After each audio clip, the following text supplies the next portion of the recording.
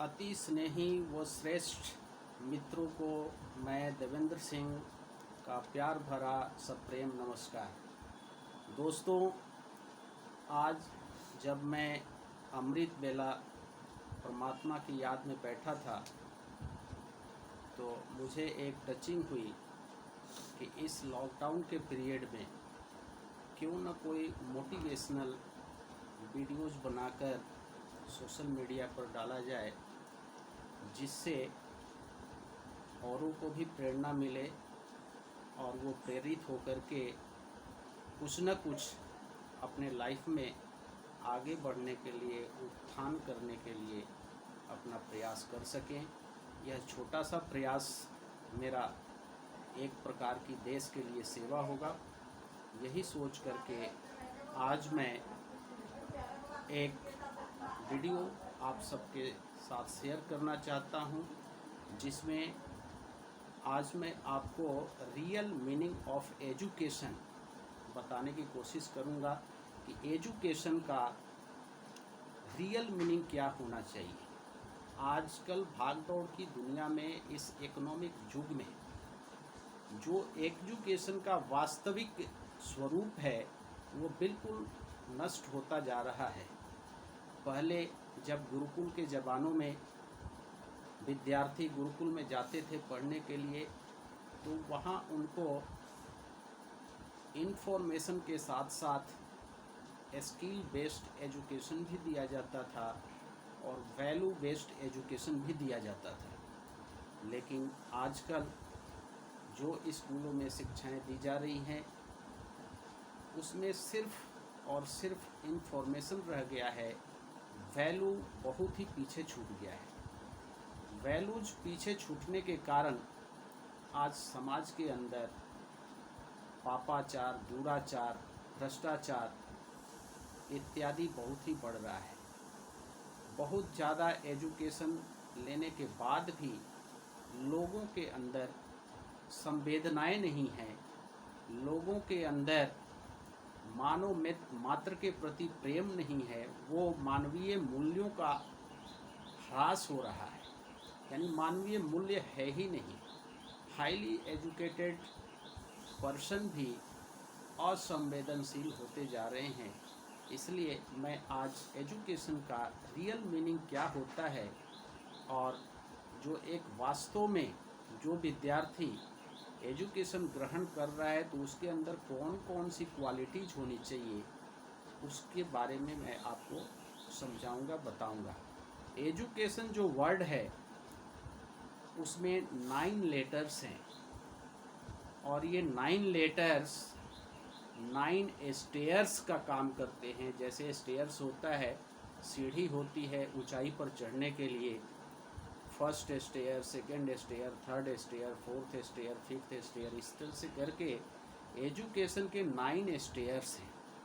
जो education word है उस वर्ड के अंदर जो 9 लेटर्स हैं, EDUCATION,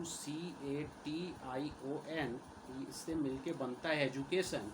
और ये पूरा एजुकेशन 9 स्टेयर्स में हमने बांटा है और हर स्टेयर्स कुछ ना कुछ मानवीय मूल्यों को हमें सिखाता है, कुछ ना कुछ वैल्यूज़ देता है। अगर कोई एजुकेशन के फील्ड में है, एजुकेशन ग्रहण कर रहा है विद्यार्थी, तो उसे सबसे पहले एजुकेशन का जो फर्स्ट लेटर ई है, ई फॉर एटिकेट्स, एटिकेट्स उसको आना चाहिए। अगर कोई विद्यार्थी पढ़ रहा है और उसको एटिकेट्स ही नहीं पता है, उसको एटिकेट्स मीन्स शिष्टाचार, उसको कुछ शिष्टाचार ही नहीं पता है और वो पढ़ते जा रहा है, तो समझो उसने एजुकेशन के फर्स्ट जो स्टेयर है उसी को क्लियर नहीं किया है।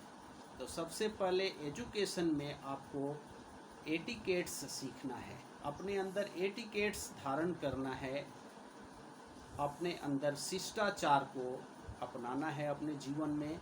शिष्टाचार क्या होना चाहिए, स्कूल में क्या शिष्टाचार है, घर पर क्या शिष्टाचार है, समाज में क्या शिष्टाचार है, ये सारे शिष्टाचार की बातें एजुकेशन का फर्स्ट लेटर हमें सिखाता है।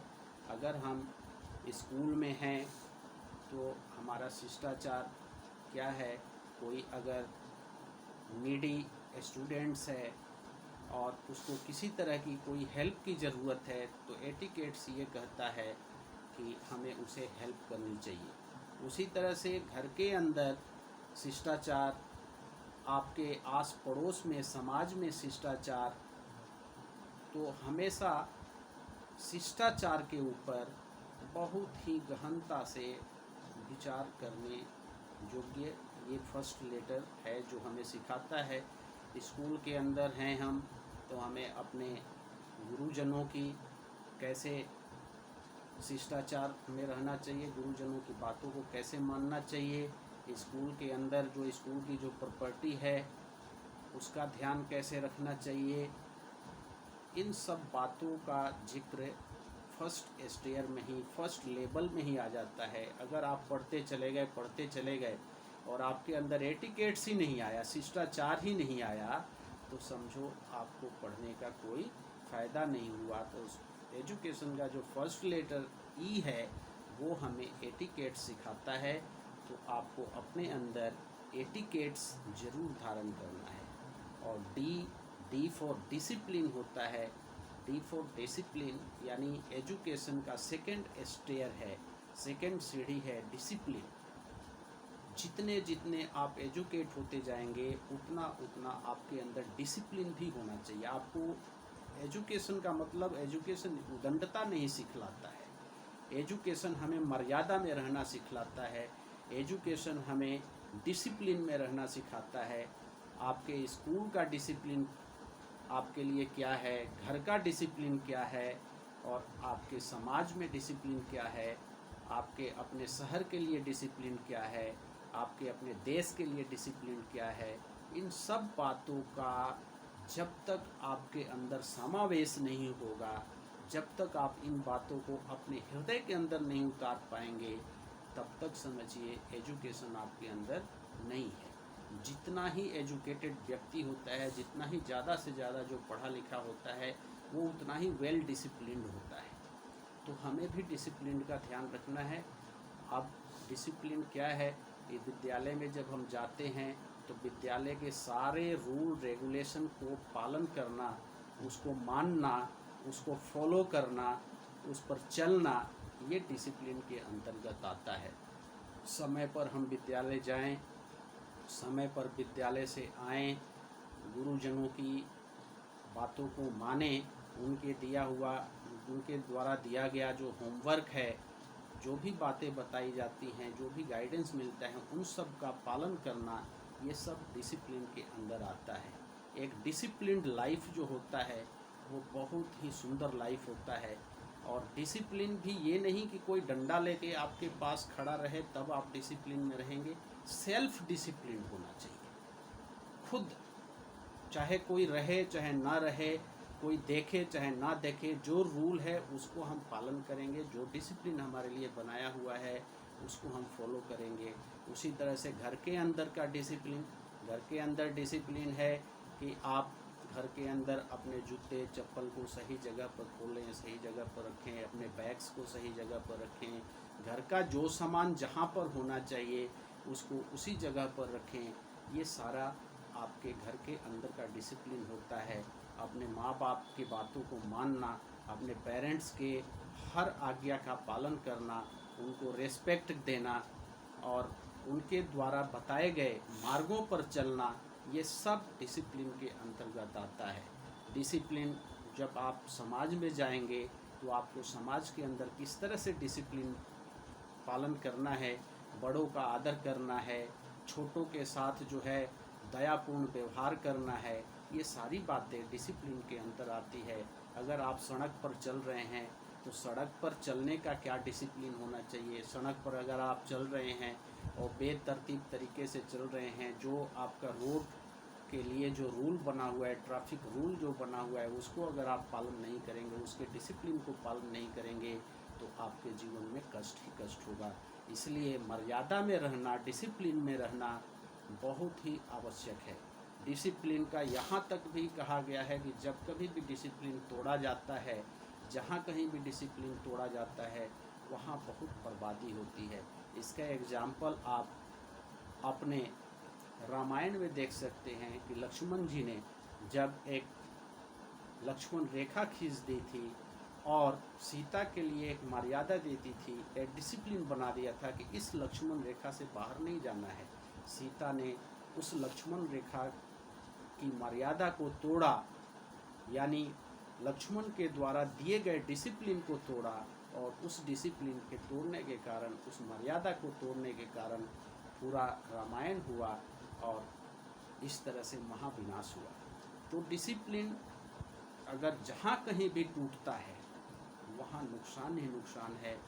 तो दूसरी सीढ़ी है एजुकेशन की डिसिप्लिन, यानी जितना जितना हम एजुकेशन सीखते जाएं उतना उतना हमारे व्यवहार में, हमारे आचरण में, हमारे जीवन में डिसिप्लिन आना चाहिए। अगर डिसिप्लिन है हमारे जीवन में, अगर हम सेल्फ डिसिप्लिन्ड हैं, तो समझो कि आपके अंदर एजुकेशन आ रहा है। अगर डिसिप्लिन नहीं है तो एजुकेशन जीरो है, नहीं हो रहा है, आप एजुकेशन में कुछ सीख ही नहीं रहे हैं। तो ये दूसरी पायदान है एजुकेशन की, जिसको हम डिसिप्लिन कहेंगे। पहला पायदान था एटिकेट्स, दूसरा पायदान हो गया डिसिप्लिन, और तीसरा लेटर होता है यू फॉर यूनिवर्सल ब्रदरहुड। जैसे जैसे हम पढ़ाई में आगे बढ़ते जाएं, हमारे अंदर यूनिवर्सल ब्रदरहुड की भावना उत्पन्न होनी चाहिए, विश्व बंधुत्व की भावना होनी चाहिए। यानी आपके अंदर एजुकेशन ग्रहण करने से आपके अंदर जो है ना विश्व बंधुत्व की भावना आए। यानी जो भी क्लास के अंदर आपके सहपाठी हैं, जो आपके साथ पढ़ने वाले मित्र हैं, वो सब आपके भाई बहन हैं। ऐसी भावना अगर आपके अंदर जागृत है तो समझो आपके द्वारा एजुकेशन, जो आपको एजुकेशन मिल रहा है वो सही मायने में एजुकेशन मिल रहा है। अगर इस तरह की भावना जागृत नहीं है और आपके अंदर द्वेष उत्पन्न हो रहा है, ईर्ष्या उत्पन्न हो रहा है, घृणा उत्पन्न हो रहा है, एक दूसरे से नफरत उत्पन्न हो रही है, तो समझो आपके जीवन में एजुकेशन सही मायने में नहीं आ रहा है। तो सही मायने में एजुकेशन की जो तीसरी सीढ़ी है वो यूनिवर्सल ब्रदरहुड है, विश्व बंधु। सिर्फ हमारा विद्यालय के बच्चे ही नहीं हमारे भाई बंधु हैं, बल्कि हमारे आस पड़ोस के, हमारे शहर के, हमारे देश के जितने लोग हैं और पूरे विश्व हमारा भाई बंधु है। पूरे विश्व में भाई बंधुता, यानी पूरे विश्व के लोगों को अपना भाई मानना, अपना मानना, ये हमें एजुकेशन सिखाता है। यानी एजुकेशन जो होता है वो जोड़ना सिखलाता है, वो तोड़ना नहीं सिखलाता है। तो हम आपस में एक दूसरे से प्रेम करें, एक दूसरे से गले लगे, एक दूसरे के काम आए, एक दूसरे के सहायता करें, ये हमें एजुकेशन सिखाता है। यूनिवर्सल ब्रदरहुड की परिकल्पना हमारे हिंदू संस्कृति में पहले से ही है, विश्व बंधुत्व की भावना, और ये हमारी संस्कृति है। अगर एजुकेशन के द्वारा इस तरह की भावना, इस तरह का भाव, इस तरह का इमोशंस आपके अंदर क्रिएट हो रहा है, अगर आप इस तरह का अपने अंदर ये मान रहे हैं कि आपके अंदर विश्व बंधुत्व की भावना जागृत हो रही है, तो समझिए आपके अंदर एजुकेशन आ रहा है। किसी गरीब आदमी को, किसी नीडी पर्सन को देख करके अगर आपका हृदय द्रवित होने लगे, आपके अंदर दया भाव जगने लगे, आपके अंदर क्षमा भाव जगने लगे, तो समझो आपके अंदर एजुकेशन आ रहा है। तो तीसरी पायदान है हमारी universal brotherhood. This is the letter of third of the word education. Education word का ये थर्ड लेटर है, यानी तीसरी पायदान है। चौथे लेटर पर जब हम आते हैं तो चौथा लेटर सी है, और सी फॉर क्रिएटिविटी होता है। यानी एजुकेशन हमें क्रिएटिविटी सिखलाता है, कुछ ना कुछ रचनात्मक करने की इच्छा जगाता है आपके अंदर। अगर कुछ आपके घर में टूटा फूटा हुआ है, उस टूटे फूटे हुए चीज़ों को जोड़ करके कुछ नया चीज़ बना दें, क्रिएट कर दें, यानी प्रोडक्टिव वर्क सिखलाता है एजुकेशन। कुछ नया बनाने की सिखलाता है, क्रिएटिविटी सिखाता है। अगर आपके अंदर क्रिएटिविटी है तो समझो आपके अंदर एजुकेशन की फोर्थ पायदान पर आप पहुंच चुके हैं। आपके अंदर जो है एजुकेशन सही मायने में आ रहा है। अगर आपकी भावनाएं, आपका एक्शन, आपका व्यवहार अगर डिस्ट्रक्टिव है, यानी अच्छी चीज़ों को भी तोड़ देना चाहते हो, आप बर्बाद कर देना चाहते हो, तो समझो आपके अंदर एजुकेशन नहीं आ रहा है। तो एक अच्छा एजुकेशन लेने वाला विद्यार्थी जो होता है या एक अच्छा एजुकेशनिस्ट जो होता है, उसके अंदर क्रिएटिविटी ज़रूर होती है, कुछ ना कुछ अच्छा करता है, वो क्रिएट करता है, कुछ ना कुछ वो बनाता है, वो प्रोडक्टिव वर्क में ज़्यादा अपने समय को लगाता है और वो प्रोडक्टिव होता है। अगर इस तरह का भाव आपके अंदर है तो समझो आप फोर्थ पायदान पर एजुकेशन के आ गए हैं। और जो पांचवा पायदान है, जो पांचवा लेटर है, वो ए है। A for awareness.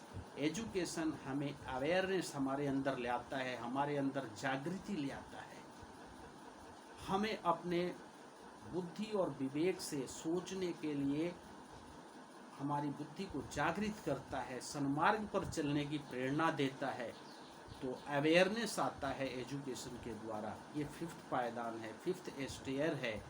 अगर हम परंपराओं की अपेक्षा अपने विवेक को महत्व देते हैं तो समझो कि एजुकेशन हमारे अंदर आ रहा है। ये नहीं कि कोई परंपरा बहुत सालों से बनी हुई है और वो गलत है और हम अपनी बुद्धि का यूज़ नहीं कर रहे हैं, अपने विवेक का यूज़ नहीं कर रहे हैं और उसको मानते चले आ रहे हैं, तो समझो कि आपके अंदर वो एजुकेशन है ही नहीं। तो एजुकेशन हमें अवेयर करता है, जागृत करता है कि हमें किस तरह से समाज में रहना है, किस तरह से देश में रहना है, किस तरह से हमें घर में रहना है, किस तरह से हमें पूरे वर्ल्ड के लिए जीना है, किस तरह से हमें अपनी जागृति में रहना है।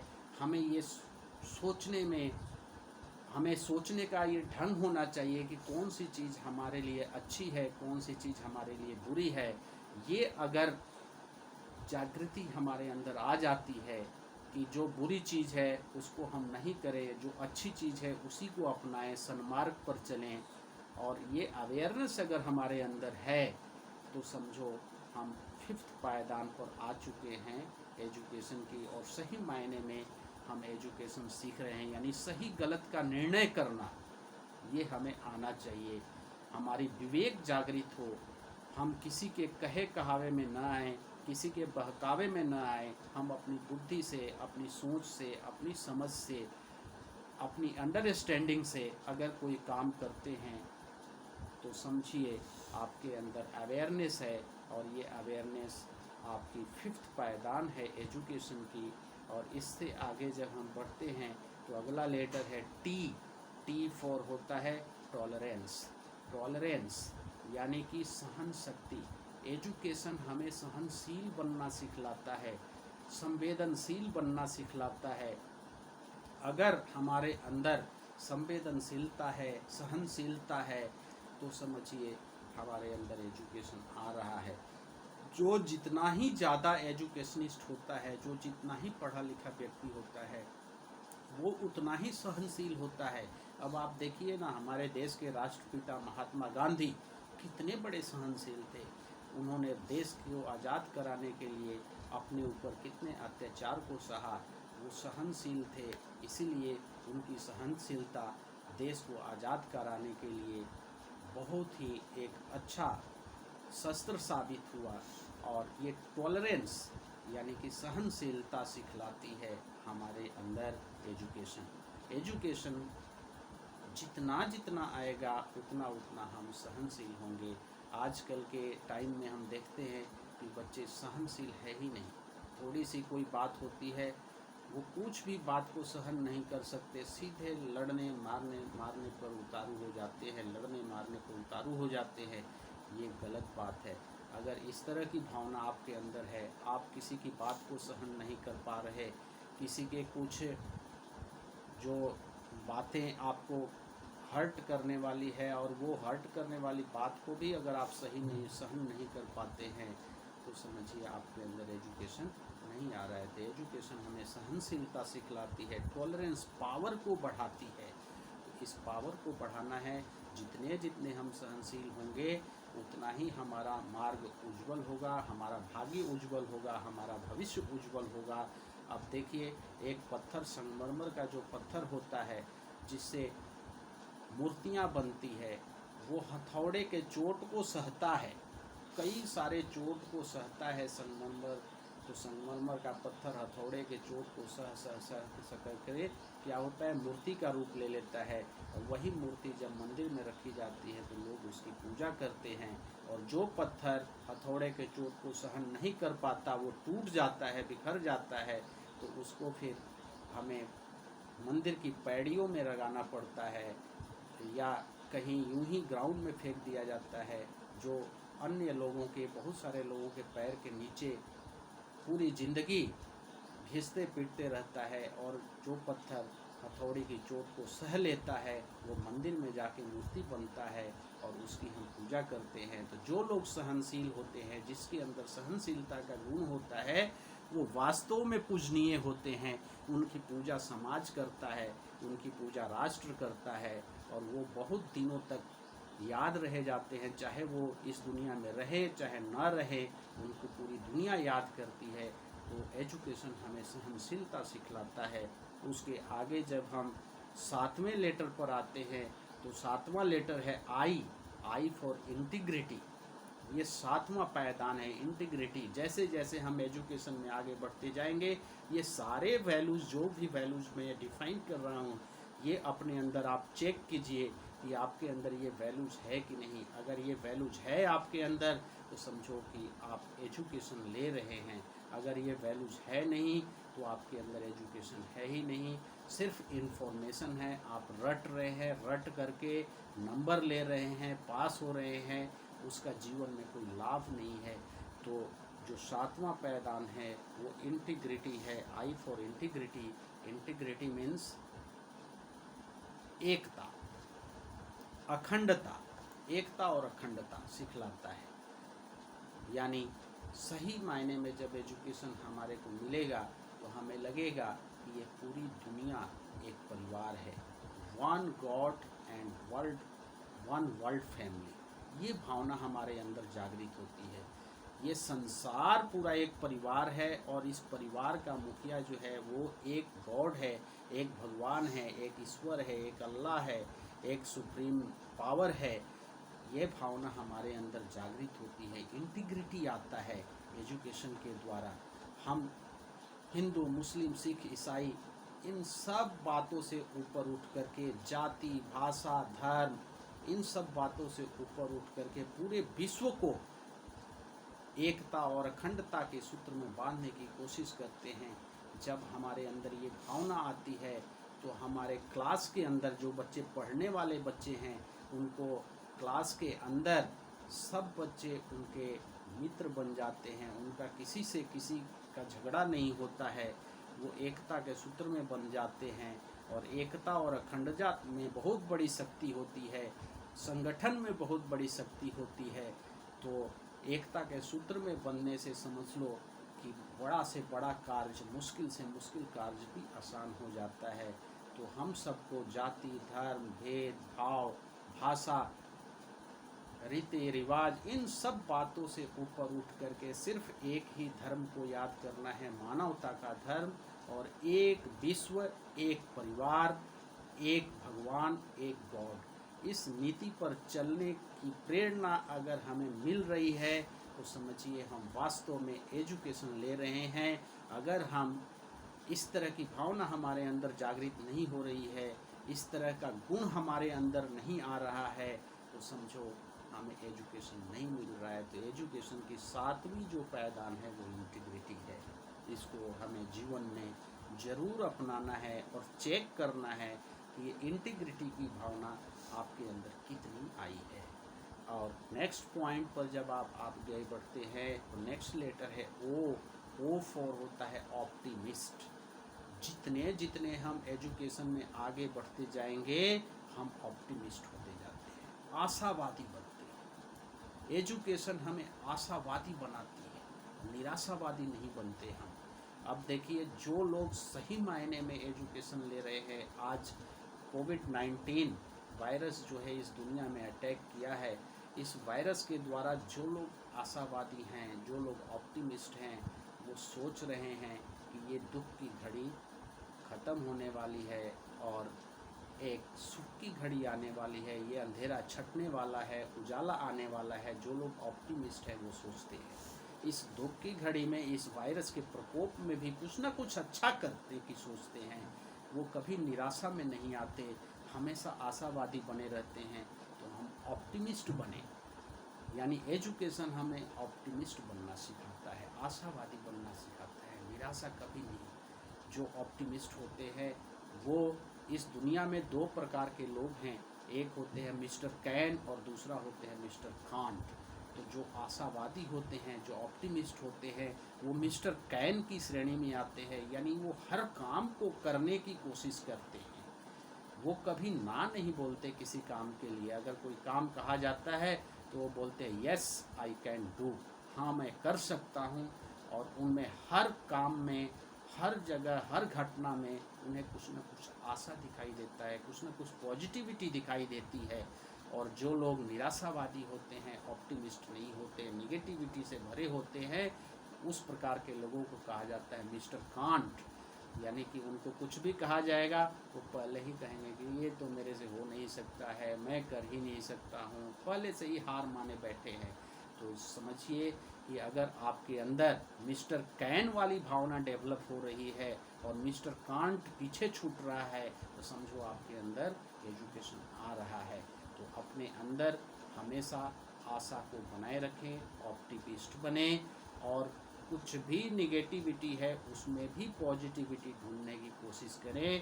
अब अभी जो पूरे विश्व पर ये महामारी का जो प्रकोप आया है, इस वायरस का प्रकोप आया है, इसमें बहुत सारे निराशावादी लोग तो सोच सोच करके ऐसे ही जो है दुखी हो रहे हैं कि पता नहीं क्या होगा इस संसार का, मेरी नौकरी का क्या होगा, इस संसार का क्या होगा, ये वायरस ख़त्म होगा कि नहीं होगा, पूरी दुनिया ही ख़त्म हो जाएगी, प्रलय हो जाएगा, ऐसा सोच रखते हैं। लेकिन जो आशावादी हैं वो सोच रहे हैं कि ये दुनिया फिर से नई दुनिया होगी, इस दुनिया में बहुत सारे नई चीज़ें होंगी। ये जो वायरस आया है हमें नई अपॉर्चुनिटी लेके आया है हमारे लिए। हमें अपने मेंटल के लिए सोचना है, हमें अपने फिजिकल के लिए सोचना है, हमें पूरे समाज को सोचने की लिए ये वायरस आया है, सोचने की भावना डेवलप कर रहा है। तो बहुत सारी अच्छी चीज़ें हैं जिसको हम इस महामारी में भी सोच सकते हैं और अपनी लाइफ को अच्छा बना सकते हैं। तो ऑप्टिमिस्ट यानी कि ये एर्थ पायदान है एजुकेशन का। एजुकेशन हमें ऑप्टिमिस्ट बनाना सिखाता है। और जो लास्ट है N for nobility. Nobility means विनम्रता, यानी एजुकेशन हमें विनम्र बनना सिखाता है, उद्दंड बनना नहीं सिखाता। जो जितना ही एजुकेटिस्ट होता है, जो जितना ही पढ़ा लिखा होता है, वो उतना ही विनम्र होता है। उसका स्वभाव, उसका व्यवहार, उसका बोल, उसका चाल, उसका उठना, उसका बैठना, सारा का सारा जो है विनम्र होता है। वो बिल्कुल झुका हुआ होता है, डाउन टू द अर्थ रहता है। ये गुण हमारे अंदर आना चाहिए। अगर ये गुण हमारे अंदर है तो समझिए आपके अंदर वास्तव में शिक्षा मिल रही है, वास्तव में एजुकेशन मिल रहा है। तो नोबिलिटी, विनम्रता आनी चाहिए। आप देखिए जो पेड़ जितना ही फल से भरा हुआ होता है वो उतना ही झुक जाता है। पेड़ जब फल से लद जाता है तो वो झुक जाता है। और ये इस बात का द्योतक है कि जो भरा हुआ होता है, जिसके अंदर संपूर्णता होती है, जिसके अंदर ज्ञान होता है, वो डाउन टू द अर्थ रहता है, वो झुक करके रहता है, विनम्र बन के रहता है, सबके साथ मिल करके चलता है। तो ये लास्ट पैगाम आपका नोबिलिटी है। इस तरह से एजुकेशन के 9 स्टेयर्स हैं और ये 9 के 9 स्टेयर्स कोई ना कोई वैल्यूज हमें सिखाता है। और इन 9 वैल्यूज के साथ अगर हम अपनी एजुकेशन को लेके चलते हैं तो हमारा जीवन निश्चित रूप से उज्जवल होता है और हमारा भविष्य जो है बहुत ही सुंदर बनता है। तो ये गुण हमारे जीवन में तो होने ही चाहिए। अगर ये गुण आप चेक कीजिए, अगर आपके अंदर ये गुण नहीं हैं, अगर आपके अंदर ये वैल्यूज़ नहीं हैं, तो समझिए आपको सही मायने में एजुकेशन नहीं मिल रही है। सही मायने में एजुकेशन लेने के लिए इन सभी 9 के 9 जो क्वालिटीज़ मैंने आपको बताए, ये अपने अंदर ज़रूर धारण कीजिए। फिर से एक बार मैं रिपीट करता हूँ 9 क्वालिटीज़ को। E for etiquettes, शिष्टाचार, D for discipline, अनुशासन, U for universal brotherhood, विश्व बंधुत्व की भावना, C for creativity, यानी कुछ ना कुछ रचनात्मक करने की चाह, A for awareness,